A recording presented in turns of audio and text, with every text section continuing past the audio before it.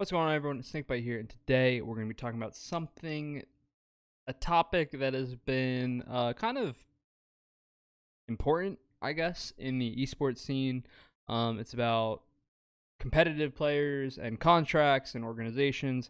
I'm going to try to go through this conversation without referencing any names and any organizations and stuff like that. But, I've been a professional player for 12 years, I think, something like that. So I wanted to share some of my insight into being a professional player and hopefully give some good advice that I learned along the way.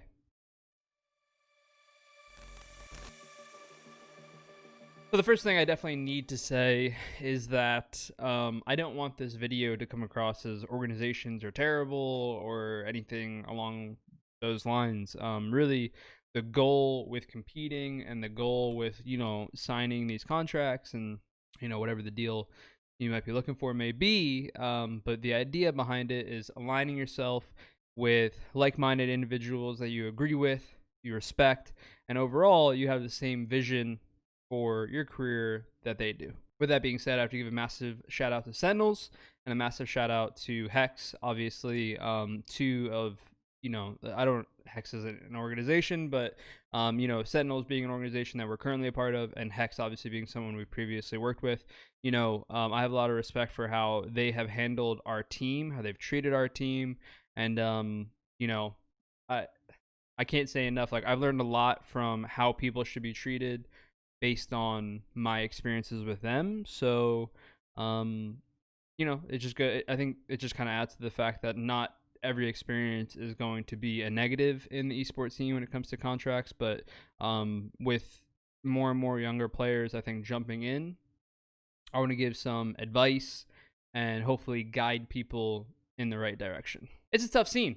I'm not gonna lie. There are a lot of professional players that don't fulfill their side of contracts. Organizations, obviously, there's loads and loads of reports of organizations within the whole scene as a whole, obviously, who don't stick to their side of the contract. The most recent being about long-term deals and what ends up happening in those deals and whatnot. And I think that the biggest thing is just making sure you're cautious and reading through contracts. Now, this is more for, I feel like, a younger player jumping on in, or a younger player who maybe is finding an amount of success that leads to a contract. But reading through a contract seems basic in terms of advice, but overall, you would actually be amazed at how many players, how many people do not fully read their own contract, simply because they tend to be on the long side. They're lengthy contracts. Usually a year to, it's usually anywhere from 6 months to a multi-year deal, right? So there's going to be a lot of info in there about a lot of different things, and for the most part, the young player who, even be myself when I was 18 years old, didn't want to read through it and didn't want to look through and ask the questions of things they don't understand, which we'll get into in a minute. But tip number one, I'm not really gonna list this as tips or whatever, but first piece of advice would definitely be just to make sure you're reading through your contract. Overall, you are signing something that is making you exclusive. I think you want to have a good understanding of what your requirement is, what your business partner's requirement is, and you want to fully understand those requirements and make sure you are hitting all aspects so that you can never be put into question. And not only never be put into question, but you can be valuable. That's how you build a brand. That's how you can stay loyal to orgs over years to come, is by always doing your requirement, doing your part to help grow the brand. And I think that's a big part of lining yourself up with the right people, is you having the same vision and wanting to work towards the same thing that they do, not just necessarily collect salary. Second thing is just to honestly ask questions. I, over my time as a professional player, have learned a lot from my parents, learned a lot from people I work with, people who have helped me a lot, just overall throughout the course of my career.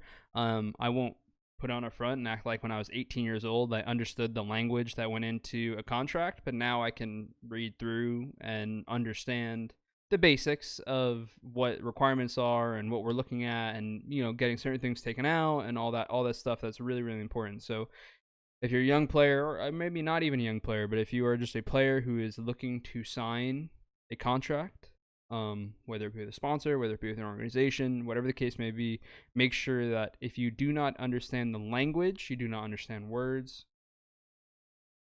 seek help. Okay, seek guidance. You can have lawyers read through your contracts. You could have family members read through. People obviously you trust to guide you in the right direction, but you never want to assume. When I say you never want to assume, I just mean it's really easy to have something written in a contract that you will assume will not be upheld, or you maybe even assume what it means, but you're not 100%. And later on down the road, it can obviously, it could bite you in the butt. You don't, if you don't understand fully the contract, then or the contract or the deal or whatever. I don't know. I don't know what the terminology might be depending on what you're referring to. But if you do not understand it from start to finish, you are making a mistake and setting yourself up for what could be failure and maybe even some legal trouble. You don't know. A perfect example of reading through your contract. Again, I won't go into names or anything like that. It's no one that I'm associated with anymore, that our team is associated with anymore. But once upon a time, we were handed a contract to read through. Or sorry, not read through. We were finalizing a contract, and long story short, we got something removed in the contract, and when it got sent back to us, it wasn't removed. And I think that happened another 3 times, by the way, another 3 times after that. So what I learned from that, and I don't know, you never fully know whether it's intentional or not intentional.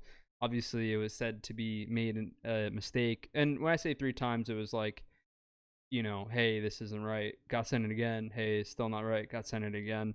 I tend, after events that had happened with this person, I tend to lean towards this was probably intended, if I'm being 100% honest. But you never really know. So bottom line of reading your contracts and understanding your contracts is you never want to assume you are in the 100% correct knowing of what's happening. Even as annoying as it is, when you get a, let's say, 30-page contract, I don't know, could be more, could be less, whatever, who knows, and you ask for something to be removed, you do have to go and read the entire thing over again. So don't be lazy about it. Learn from what luckily it wasn't really from our mistake, it was from our experience. But it does happen, and I'm sure it's happened to many people. And once you sign the deal, there's nothing that you can really do about it. I'm sure there's some legal things you can do about it, but you get what I mean. From a player's perspective, you're kind of like, oh, okay, well, it is what it is now. So just using that as an example, make sure that you are 100% in the know of what you're signing. I assume that this is probably different for franchise leagues and stuff like that. I've never been in a franchise league, so I can only speak what I know.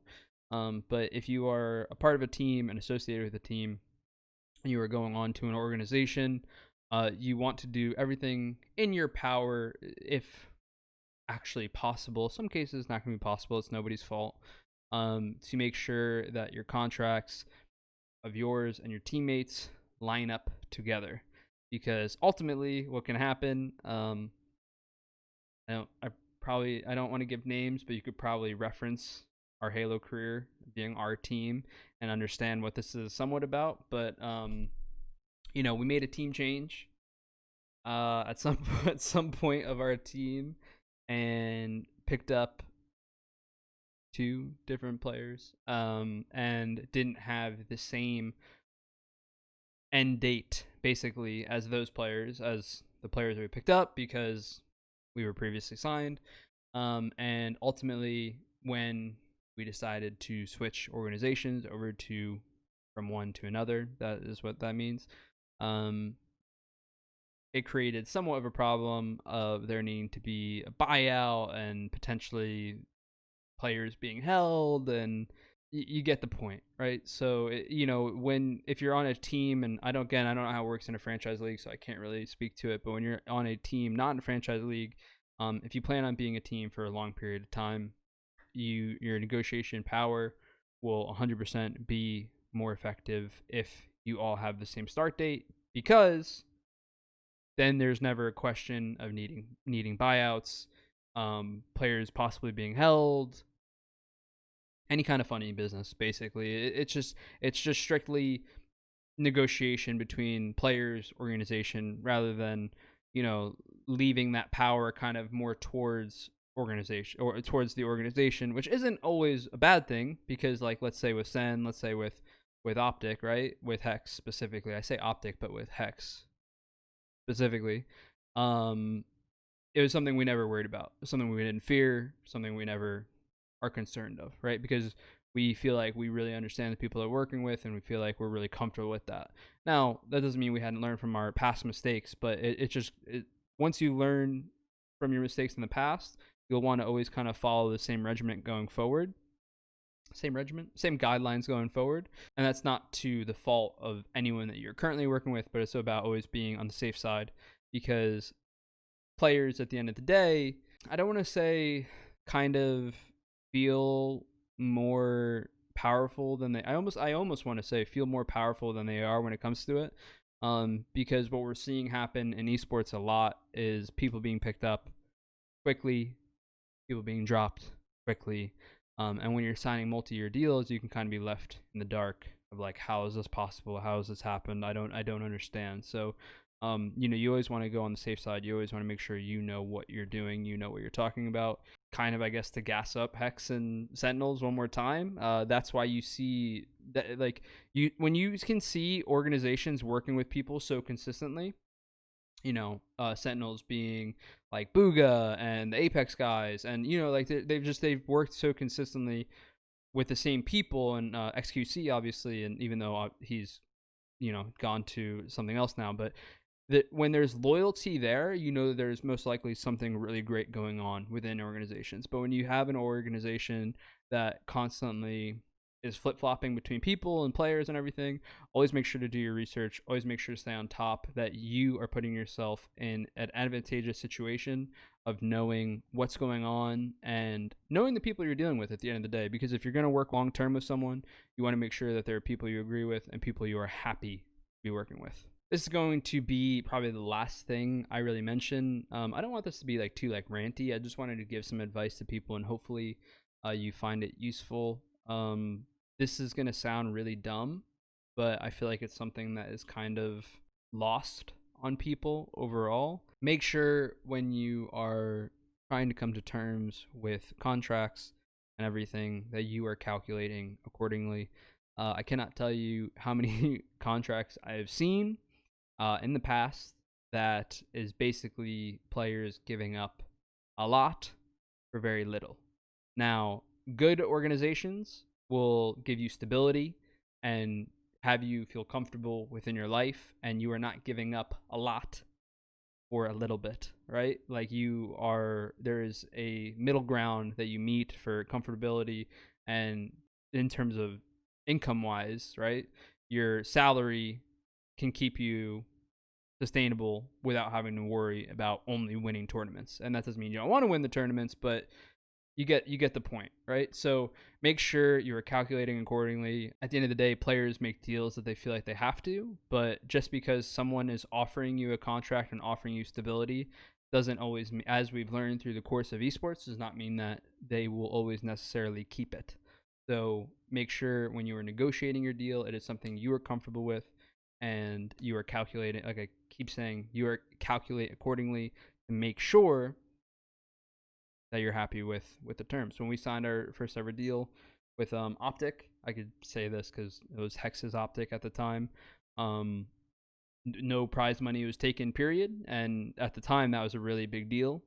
In Halo and in esports in general, the percent has gone from lower salaries to higher salaries, meaning lower percent taken in terms of prize money to now higher percent taken.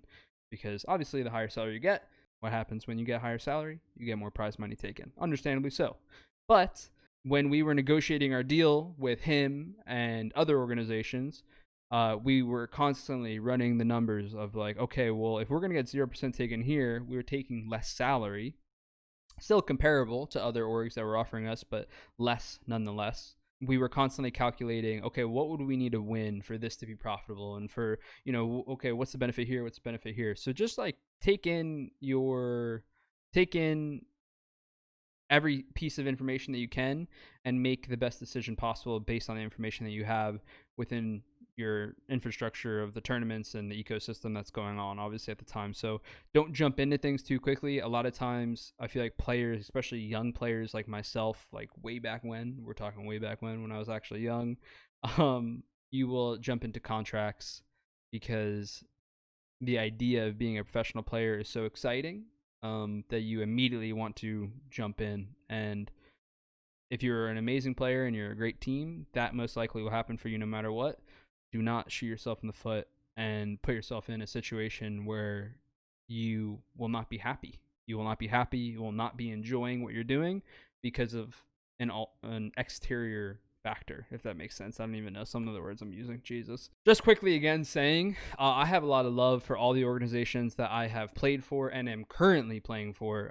So I don't want this to come across in a negative way, even in the slightest, because it is about who you align yourself with and really taking the time to do your research into who you're working with. So got nothing but love for the people that we worked with.